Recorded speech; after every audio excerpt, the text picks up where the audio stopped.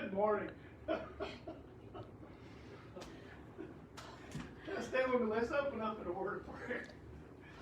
Oh, gracious Heavenly Father, it is so good to be in your house today and just to worship you and to praise you and to sing to you, Father, as one voice, as your children, Father. You call us your friend, and we're blessed to be heirs with Jesus. Father, bless this time together. In Jesus' name we pray. Amen.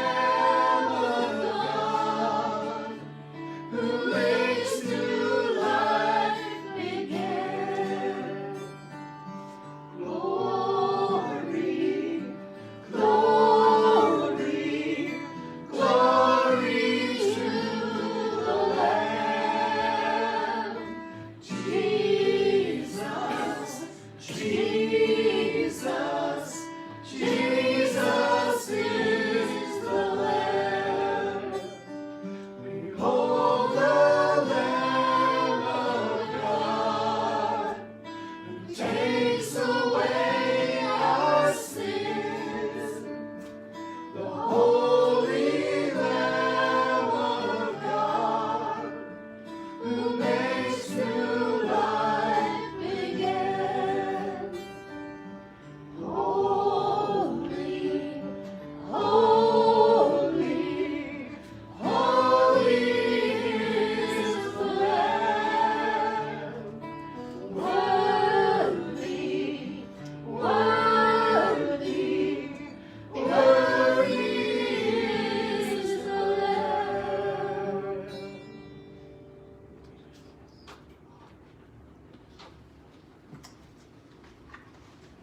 Amen. Good morning. Thanks for being here today. Thank you for joining us on Facebook Live. We appreciate you joining us. Your God loves you, and we love you. And we just praise the Lord that you're able to be with us today. What a blessing it is to have you with us as we join together. Today we're going to continue in our series. We're looking at religion versus spirituality. We've been looking at Jesus' teaching on the Sermon on the Mount, which is found in Matthew chapter 5, 6, and 7. Jesus is teaching us how to be spiritual and not religious. Jesus wants us to look at the heart issues, not just what the law says, but what's behind the law, the heart of the law. In our first teaching, we looked at what's called the Beatitudes. Jesus wants us to have certain characters in our life, things as meekness and peace and things of this nature. And he gives us the foundations of how to have this heart issue by asking us to have these characters in our life. In the second teaching, we looked at how to handle conflict. Unfortunately, we have conflict in our life. And we need to know how to reconcile with each other those conflicts. We even have conflicts when we don't even know we have conflicts with people. And Jesus has given us insights on how to even deal with that, even if we don't know that we have a conflict with a person might have a conflict with you. He gives us a way to do that. In the third teaching, he taught us how to handle sin by simply cutting it out of our life, looking away if you see a certain temptation and watching movies or whatever it might be. Look away. Don't tempt yourself. And then guard your heart. Excuse me. In the fourth teaching, we looked at our vows, our commitments, our words. When we promise somebody something, it's our responsibility to make sure we do what we said we're going to do. And God wants us to live up to our commitments by our words. In the fifth week, we looked at revenge. A lot of times, we like to get even with people. And Jesus wants us to learn how not to respond to insults that people give us. How to treat people with kindness, even though they mistreated us. And how we're not to show favoritism from one person to the next. And if we do those things, in that passage of Scripture, Jesus said that we would be perfect like our Father in heaven is perfect. In the sixth week, we looked at how holiness. And really we looked at the opposite of what we think holiness is, how to hide your holiness. And Jesus says, in essence, go to your prayer closet.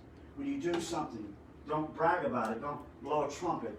He talked also about certain things about prayer, about fasting, and about giving. In week 7, we looked at don't worry. Be wealthy. Have the attitude that God is responsible. God is our resource. And we can rely upon God, and we have to sometimes change our way of thinking, our priorities. We have to trust God. When God says He's your provider, you just have to trust Him. And the key to doing this is found in verse 33, Matthew chapter 6. Seek ye first the kingdom of heaven, and all these things will be added unto you. And then we're going to look at how does a Christian look? And our text is Matthew chapter 7, verses 1 through 6. So let's look at that together.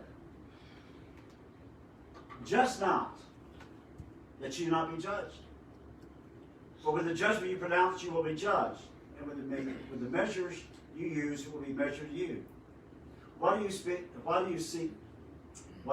the speck that is in your brother's eye, but you do not notice the log that's in your eye? Or how can you say to your brother, let me take the speck out of your eye, when there is a log in your own eye? You hypocrite. First take the log out of your own eye, and then you can see clearly to take the speck out of your brother's eye. Do not give dogs what is holy. Do not throw your pearls before pigs, lest they trample them underfoot and turn and attack you. May God add His blessings to hearing, to reading, understanding of His holy word. Many of you probably remember President Clinton and his affair with Lewinsky scandal that was overused for months after months, hit the headlines. Members of Congress spoke out boldly against President Clinton, calling for his impeachment. And one of those voices that we heard during that time was a California senator by the name of Gary Condon. Does that name ring a bell? It's ironic that he would come against President Clinton when he was acting the same way in many different ways, behaviors of his misconduct in his life. I think everyone remembers, even though you weren't born in 1988, some of you will remember the scandal of Jimmy Baker and Jessica Hans. I date myself and I use this type of material. It hit the airways, and Jimmy Swaggart, this great preacher from Louisiana, I think this area, came on television at Nightline and said the gospel of Jesus Christ had never sunk so low as it has with this scandal with Jim Baker. He was the most vocal against Jim Baker. Not very long after that, Jimmy Swaggart himself was caught in his own sexual misconduct, not once, but twice. See, it takes boldness for a person to condemn another person to sin. And yet, throughout history, people have promised to do this. Why would you think Jesus would address this issue on the Sermon on the Mount? He had so many more issues to address because it's so prevalent in our life. Paul even addressed this. He says in Romans chapter 2, when you who teach others do not teach yourself, while you preach against stealing, do you steal? While you say to one you must not commit adultery, but you do commit adultery. You who harbor idols, do you rob temples? You who boast in the law dishonor God by breaking the law? For it is written, the name of the God is blasphemed among the Gentiles because of you. In Matthew chapter 7, Jesus takes a stern warning about hypocrisy. He condemns this practice of condemning other people. He begins with one of his most famous sayings. Judge not, lest you be judged. Judge not, lest you be judged. This is probably one of the most well-known sayings among others in the Bible. It's also one of the most misunderstood, like many other scriptures in the Bible. Christians people think, or some people think it means, that Christians shouldn't speak out against wrong or make a stance for holiness. See, that's not what Jesus is saying. What he's saying is this: when it comes to looking at others, we must proceed with caution. One of the biggest criticisms non-Christians have against Christians is that say that we are too judgmental. Have you heard people say that? I've heard people say that Christians think they're better than everybody else. I heard people say that Christians are always telling people that they're going to hell, and they're always trying to make people feel guilty. I really don't buy that. And in my 53 years of history of being a Christian, I've seen a few people who are self-righteous, snubbed people, but that's not the majority of the Christian people I've encountered. See, sometimes when people accuse Christians of being judgmental, I think they're really expressing their own sense of guilt themselves. I heard a story about a guy who was driving down the road in Arizona, and him and his wife was enjoying the trip, and he began to exceed the speed limit. Every once in a while, she would say to him, "Honey, you need to slow down, you're going to get a ticket." He would slow down for a few minutes and gradually speed back up. You guys knew how you'll do that. And then finally, highway patrolman pulled him over and gave him a ticket. Man got back in his car, and he started driving back down the road, driving the speed limit, by the way. About 15 minutes later, he turned to his wife and says, "Aren't you going to say something?" I know you want to hop on this all forever.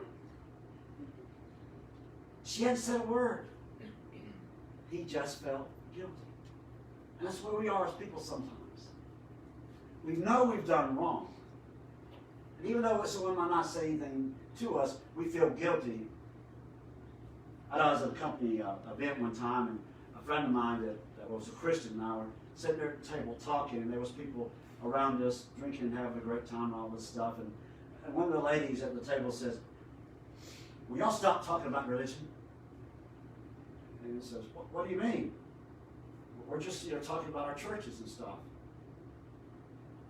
We're just having a private conversation between two of them. She said, "Well, I don't hear anything about God while I'm drinking."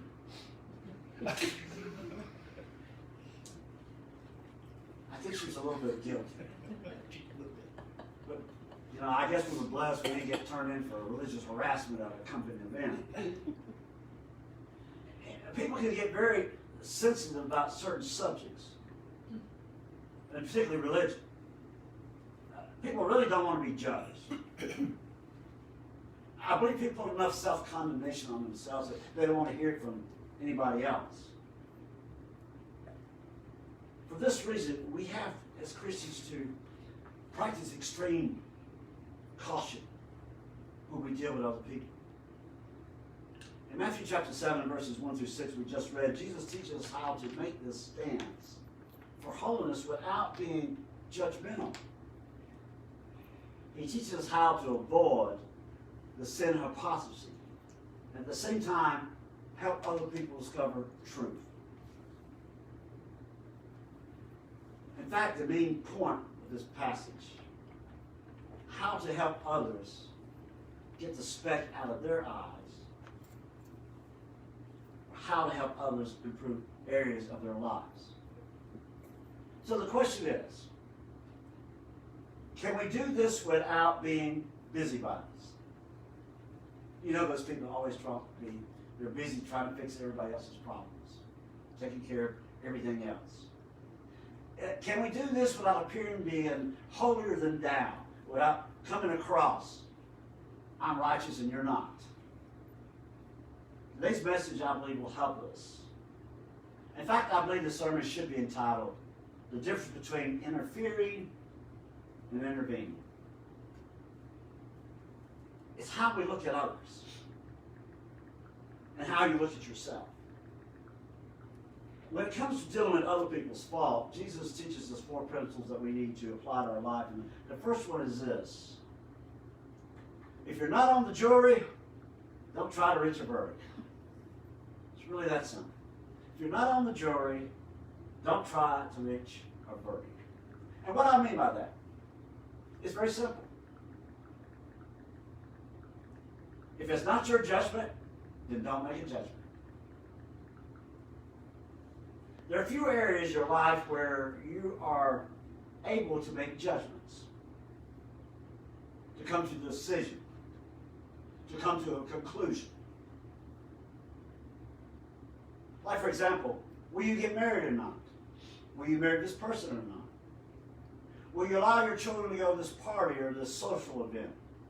Or your kids? You can make that a judgment. Do you allow someone to borrow your car? That's a judgment you can make.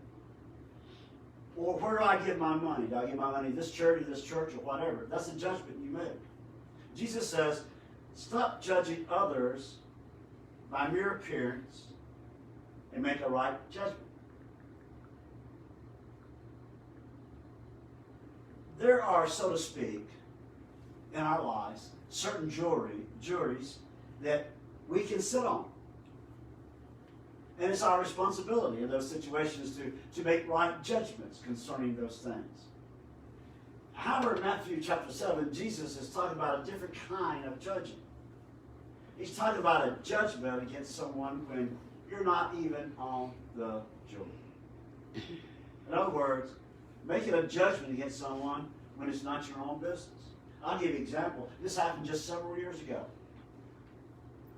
A person had been attending our church for 3 years, had not attended our church in 3 years, sent an email to all the elders, condemning us, saying the church should remove all the elders and the pastor. Now, he had not been attending church for 3 years. I don't know where he got his information. I really don't care. In that case, that person had no right for judgment. He was not even on the jury. He was not even in the universe of my situation.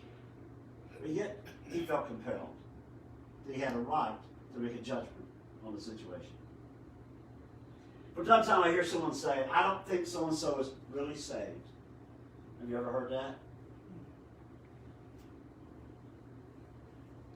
That might be your opinion, but it's not your call to make.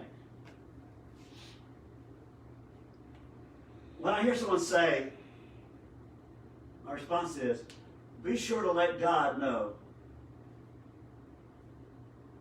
so you won't accidentally let them in heaven. It's amazing. Have you ever been watching a pastor on TV and one of your family members come by and say, that's the biggest phony in the world? Why do they make that judgment? Because his hair is slicked, or he's wearing a bow tie, or he's wearing a fancy $1,000 suit, or whatever it might be, or however stage looks. How can you come to that conclusion by only seeing just a second of what's going on? Well, people do that. But Jesus says, do not judge, or you will be judged. See, he's talking about making judgments that's none of our business. The problem is when we make these judgments, we often make them without knowing all the facts.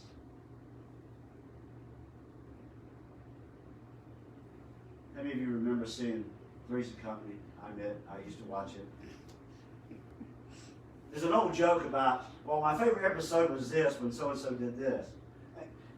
And really all the episodes were favorite because they had the same thing. It was all mixed up. It was crazy.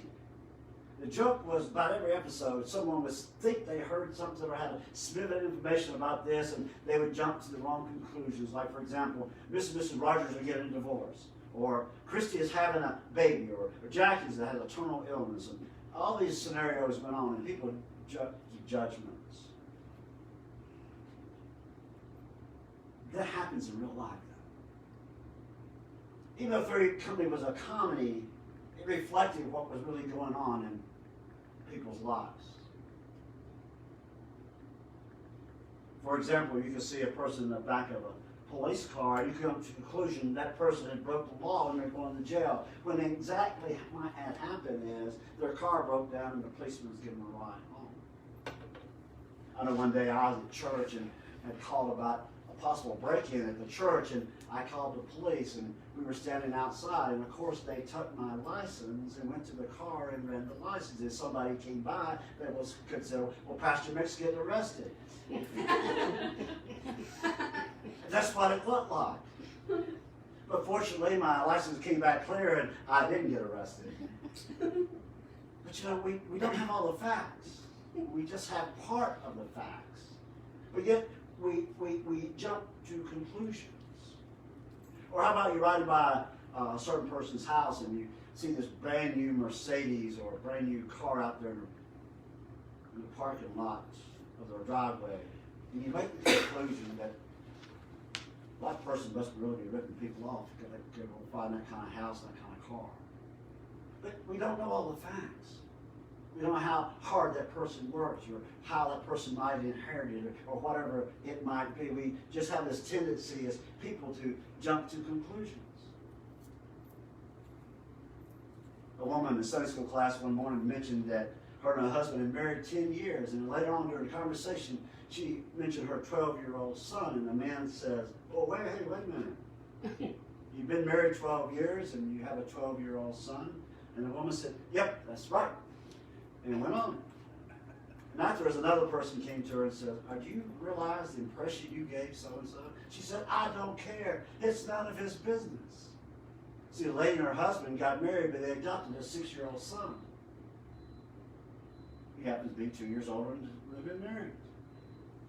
See, it's so easy for us to jump to conclusions about things when we don't have all the facts. Jesus is saying before you judge, before you pass judgment on anyone, remind yourself, do I have all the facts? Do I know what I'm talking about? Do I have all the story?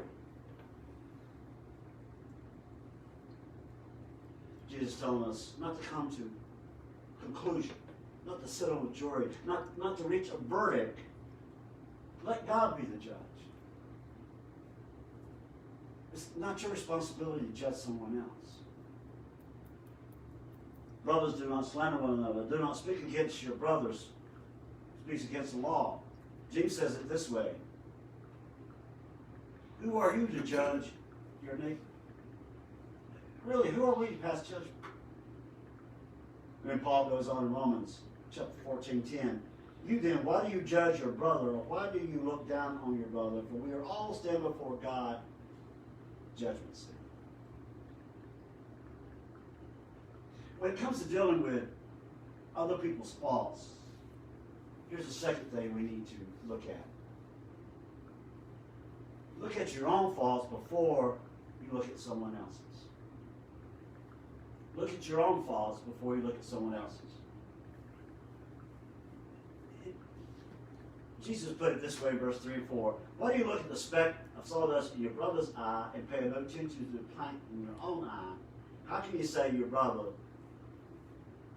let me take the speck out of your eye, when all the time you have a plank in your own eye? See, the problem is we have a tendency to consider someone else's speck and overlook our plank. Let me give you an illustration. This is a plank in my eye. And if I was to approach you and try to get a speck out of your eye, my plank's going to hit you. There's no way I can help you get your speck out of your eye until I remove the plank out of my own eye. And that's what Jesus is trying to say to us. I read a story about two brothers. One of them was very unorganized, and the other one was very organized. One of them was always meticulous about crossing every T, dotting every I. He had this attitude towards his teenagers. Well, teenagers would be teenagers, just let them do whatever they want to do, etc. But his other brother was disorganized. His house always looked like a rummage sale. He'd never been on time in his life. But his quality was that he was a great father and he had great kids. The brother that was organized always criticized the other brother who was not organized because of his life, the way it looked. He didn't like the way he kept his yard up. He made comments like, why don't you mow your grass? Why don't you take care of your house? I'm embarrassed to know people related to me. Even though the fact that the older brother, when he was organized, had been in rehab and in and out of trouble with the law, he felt that he had a right to condemn his brother who had a messy house, disorganized. Even though the organized person was not a great father, he felt he was better than the person, his brother, who was a good father. It's this kind of attitude that Jesus warned about in this passage. He says, before we judge or condemn other people or criticize, look at yourself. That's just simply what he's saying. Fix your own life before you go out on a campaign to fix other people's life. Look at yourself closely and ask this question. Am I in a position to offer criticism?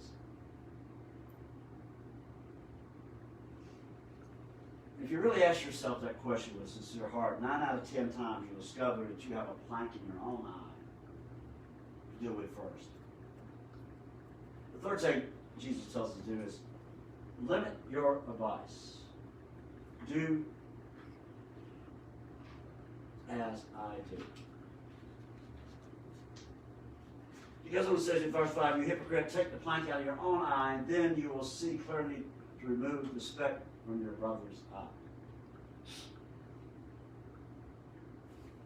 See, it's not that Jesus wants us to abandon the idea of helping someone else become better. That's not what Jesus is saying. But he wants us to do that with integrity, not condemnation. The person's attitude is do as I say, not as I do, is not credible. People don't like to hear that. And that's why some parents have no influence over their kids. When you call in sick and your children know you're not sick, that tells them something. When you go to the movie theater and you tell them your son's 11 and he's really 13, that tells your kids something. When they see you telling white lies, that tells them something.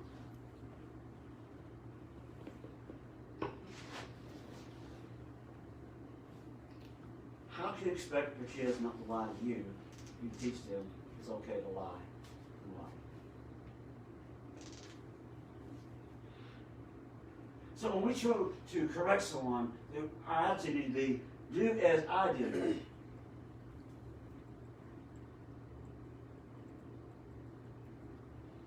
You know, if I keep my office cluttered, I can't expect my kids to keep their bedrooms clean. If I control my tongue, I'm not in a position to demand that my kids control their tongue. If I'm not on time, how can I scold others for not being on time? See, this makes parenting and leadership positions hard to do because it calls us to a greater accountability. James refers to this when he says in James chapter 3, verse 1, not many of you should pursue to be teachers, my brothers, because you know we who teach will be judged more strictly. So you want to give advice to your kids. In order to appear self-righteous,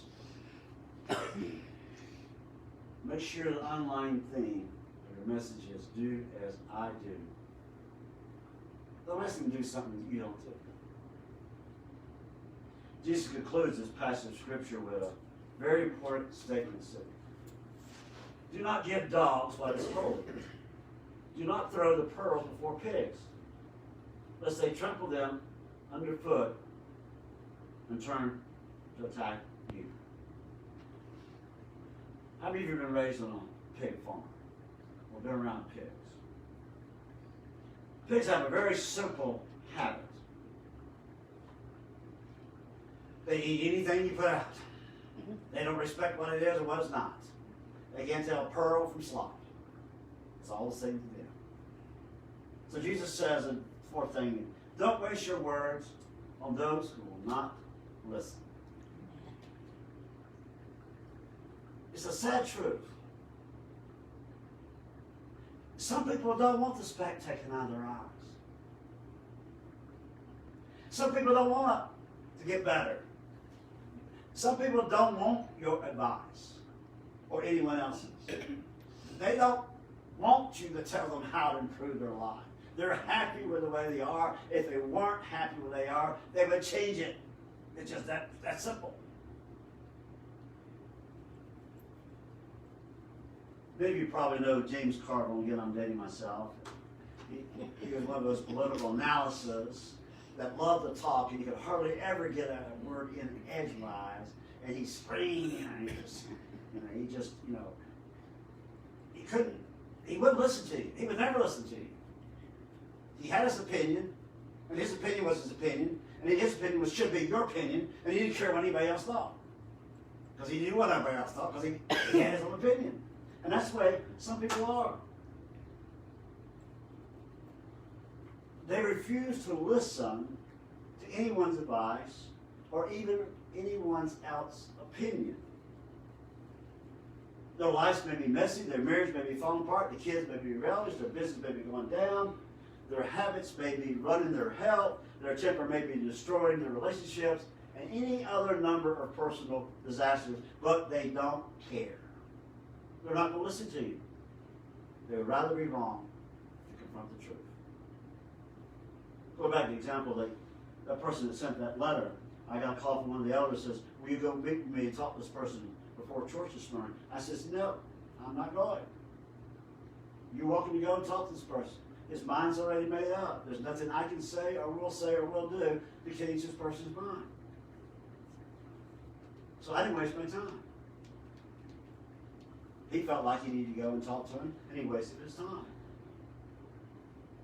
You're not going to change people's mind.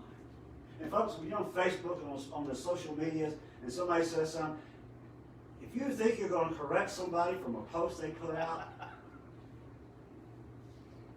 you're going to find yourself feeling hurt.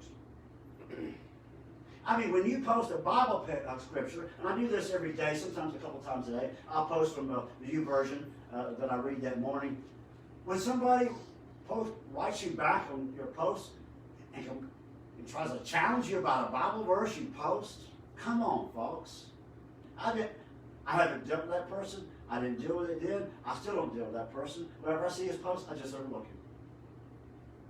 Because his mind's already made up. There's nothing I'm going to say or do can change him by his opinion. So if you think you want to change people about their opinions, their mind's already made up. They'll take time. It'll take patience. See, what you have to understand is people make decisions based upon emotions. And when they're emotionally attached to something, you're not going to change their mind. It doesn't really matter. All the stuff that's going on in the world, all the stuff you see on Facebook posts, the division that we have in our society today about so many different things, you're not going to change people's mind by putting more stuff out there or disagree with them. Because they're emotionally attached. So we don't have all the evidence.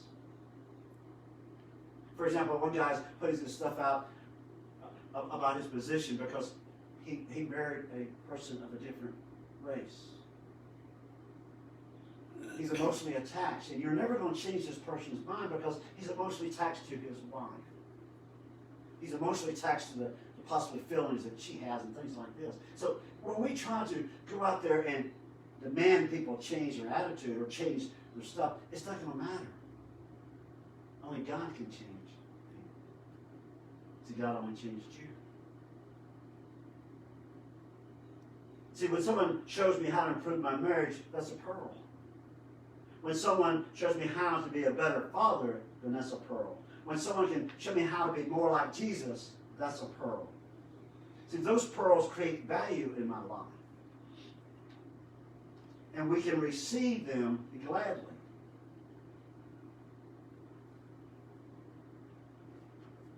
The goal of the Gospel of John says this: they love darkness instead of light because their deeds were evil. And I'm not calling people evil, but I'm telling you what, when people minds are made up, they're emotionally attached to something, and just because you post something or because you say something to them, or you quote a scripture to them, it's not going to change their mind.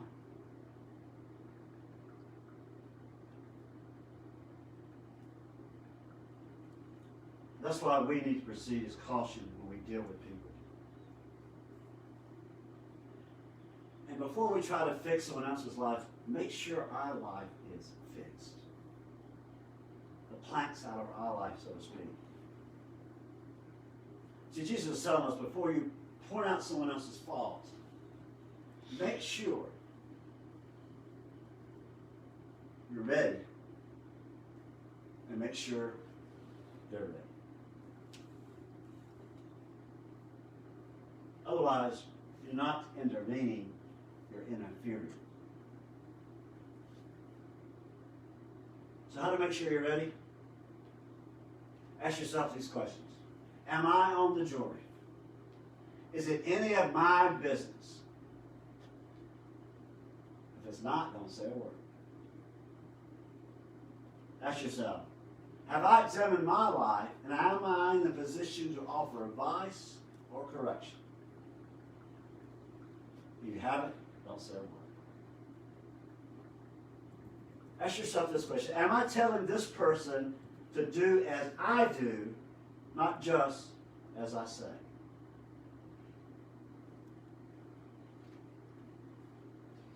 If you're ready, then you may have opportunity to help someone improve their life. If you're ready to hear what they have to say, you might be able to help someone improve their life. If they're ready to hear you, then you might be able to improve their life. So how do we know we're ready? You'll know before you finish the first sentence. You'll know before you finish your first sentence. This is what it comes down to. When it comes to dealing with sin, we need to look at ourselves 3 times longer than we look at the other person. Before you begin to try to correct someone else, look at your life 3 times longer than you did the other person's life.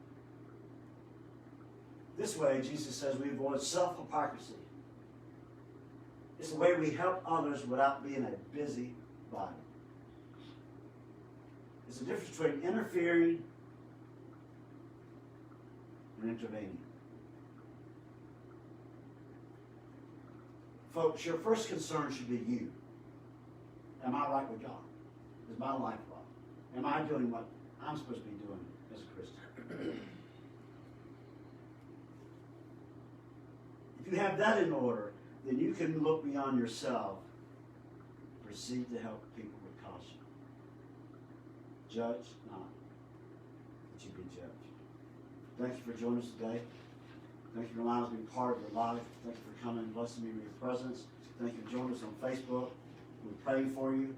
So if you need prayer, please let us know. We're glad to pray for you and cover your prayers. In the name of Jesus. Amen.